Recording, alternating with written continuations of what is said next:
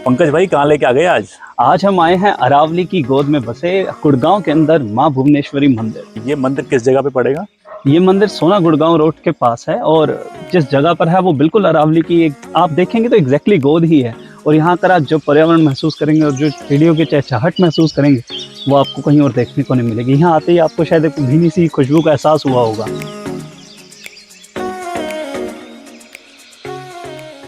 इस जगह पे जब हम अंदर घुसते हैं, एंट्री करते हैं, सबसे पहले हमको दिखते हैं ये मूर्ति जो कि है भगवान कृष्ण की। थोड़े से आगे और बढ़ते हैं तो हमें दिखते हैं बलराम जी, विष्णु के 8वें अवतार और भगवान कृष्ण के बड़े भाई, उनके फिलोसफर, उनके मेंटर, उनके गुरु। ये है परशुराम जी, विष्णु के वो अवतार जिन्होंने धरती को 15 बार क्षत्रियों से मुक्त किया था। भगवान परशुराम के बाद में आप थोड़ा सा आगे बढ़ते हैं तो ये एक मूर्ति आती है, ये है भगवान श्री राम की। ये जो मेन एंट्री थी यहाँ से हम लोग अंदर घुसे और सबसे पहले ये जो पीछे हमें दिख रही है यहाँ पे एक गौशाला है और इस गौशाला के एकदम सामने ये है भगवान विष्णु के एक और अवतार जिनको बोला जाता है कुर्म। और कुर्म भगवान वो विष्णु जी के अवतार हैं जो जब समुद्र मंथन हुआ था तो इन्हीं की पीठ पे रख के वो मंथन किया गया था।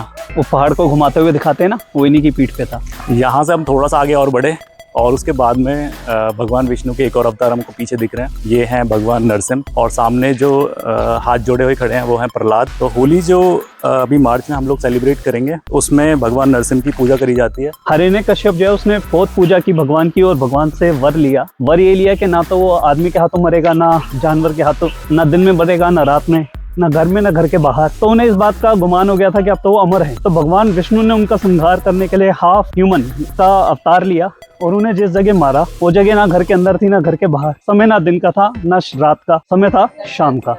और जहाँ मौत हुई वो था घर का आंगन, यानी कि बिल्कुल घर का दरवाजा जहाँ पर उनकी मौत हुई। राजा बलि, जिन्हें अपने बहुत गुमान था कि वो बहुत बड़े दानी पुरुष हैं और वो किसी को कुछ भी दान दे सकें, तो भगवान वामन ने एक बार उनकी परीक्षा लेने की सोची और उनके दरबार आए और कहा मुझे सिर्फ 3 पैर के बराबर की जमीन दे दो। तो पहले पग में उन्होंने पूरी धरती नाप ली, दूसरे में पूरा आसमान। तब उन्होंने राजा बलि से पूछा भी बता मैं तीसरा पैर कहाँ रखूं? तो राजा बलि ने अपना सर झुका दिया और कहा महाराज मेरे सर पे रखिए। और इस प्रकार उन्होंने भगवान का आदर किया और भगवान भी इससे खुश हुए।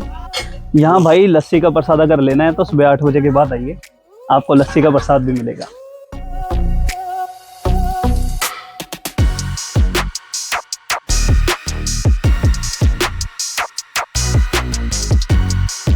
ये सामने हवन कुंड है जहाँ पर पिछले 35 वर्षों से लगातार हवन चल रहा है दिन रात और इस जल कुंड के भीतर बना हुआ है।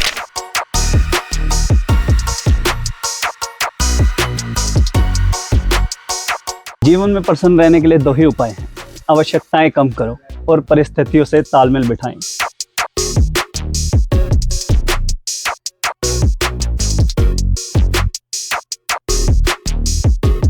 विष्णु जी के प्रथम अवतार मत्स्य अवतार, ये वो अवतार हैं जिन्होंने सबसे पहले जल में जन्म लिया।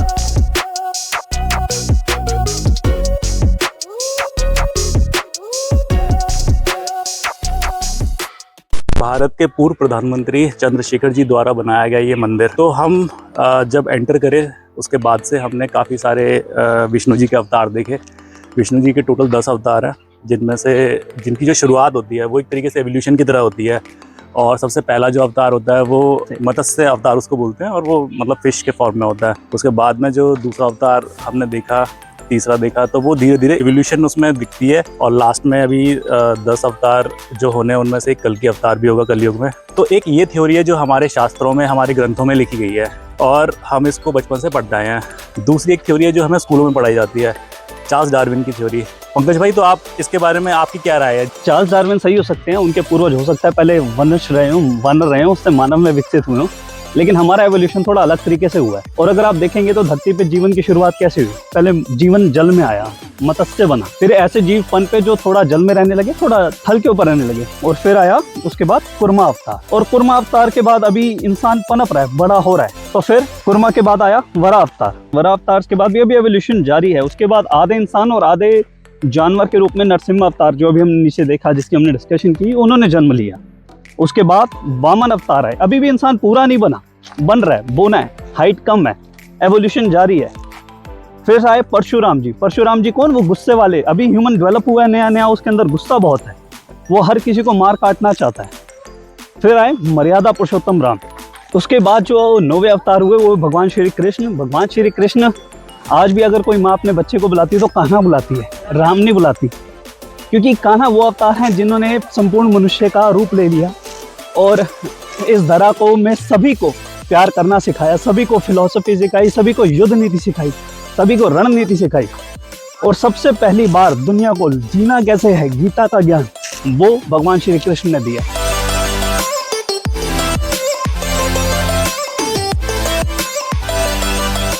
जो मेन मंदिर परिसर है उससे जब हम थोड़ा सा ऊपर आते हैं तो हम आ जाते हैं अरावली की वादियों में, और पलाश के घने घने लाल रंग के फूल यहाँ दिखने को मिलेंगे। तो पलाश के फूल कुछ वन में इस तरीके से दिखते हैं इस समय पर अरावली के कि वो ऐसा लगता है कि मानो पूरे जंगल के अंदर आग लग गई हो, पूरा जंगल ऑरेंज हो जाता है।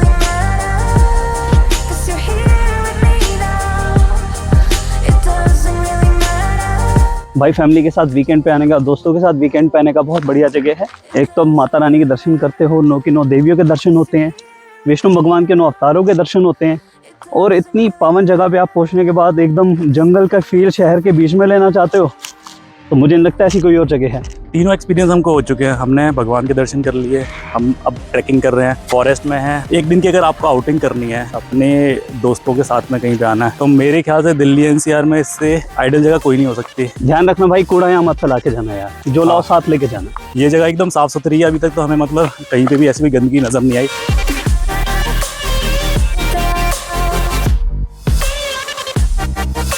जितने जो सामने वाटर बॉडी आप देख रहे हैं, यहाँ पर गवर्नमेंट ने बहुत सारी वाटर बॉडीज डेवलप की हैं। तो वाटर बॉडीज जब इकोसिस्टम का बहुत बढ़िया पार्ट है, क्योंकि जब गर्मी में पीने के लिए पक्षियों को पानी नहीं मिलता, बेचारे प्यास से मरते हैं। तो यहाँ पर इस तरीके के पॉन्ड्स डेवलप करके गवर्नमेंट ने जो काम किया है इस जंगल को बचाए रखने का, प्रिजर्व करने का, रियली इनक्रेडिबल, अप्रिशिएट।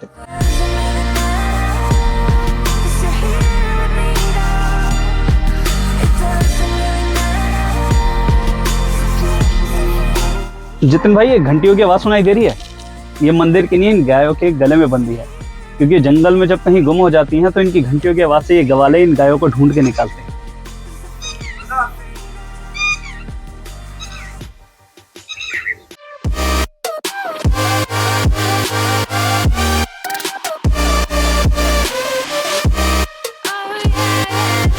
अरावली में हम इस जिस जगह खड़े हैं ये हिल टॉप है और यहाँ से आपको पूरे गुड़गांव शहर की छटा देखने को मिलती है। जितनी भी बहुमंजिला इमारतें हैं यहाँ से आपको दिखेंगी।